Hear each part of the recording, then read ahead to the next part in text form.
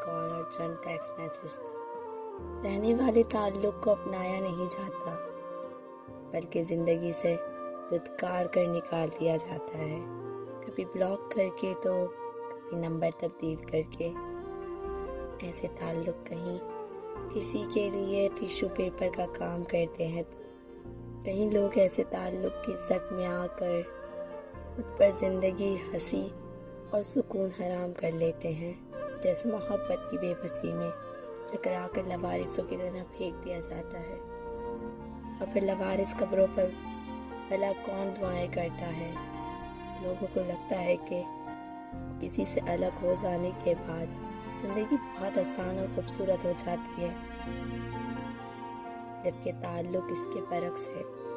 سب سے زیادہ اذیت کا شکار ہم جیسے لوگ ہی رہ جاتے ہیں، جو اپنے جذبات کو لے کر مخلص ہوتے ہیں، جو ان لوگوں کی باتوں کو نہیں بھولتے، اور وہ لوگ بڑے آرام سے زندگی گزار رہے ہوتے ہیں، بہت زیادہ ہنسی خوشی۔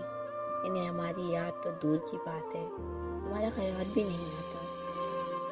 لوگ جھوٹ بولتے ہیں کہ وہ لوگ پچھتائیں گے، یقین جانیے انہیں خیال تک نہیں آتا۔ پچھتاوا تو بہت دور کی بات ہے۔ یہ جو کہتے پھرتے ہیں ہماری نیت صاف ہے، ہم نے ایمانداری سے تعلق نبھائے، اور پھر بھی ہماری دعائیں قبول نہیں ہوتی۔ کبھی غور سے دیکھا ہے تمہاری تنہائی کیا سوچتی ہے؟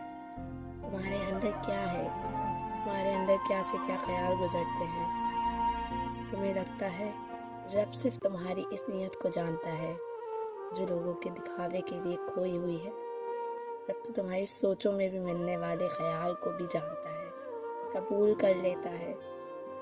تمہارا یقین، ایمان اور نیت ہی وہ مقام دلاتی ہے جو ہم باہر تلاش کرتے پھرتے رہتے ہیں، جبکہ سب کچھ تمہارے اندر ہے۔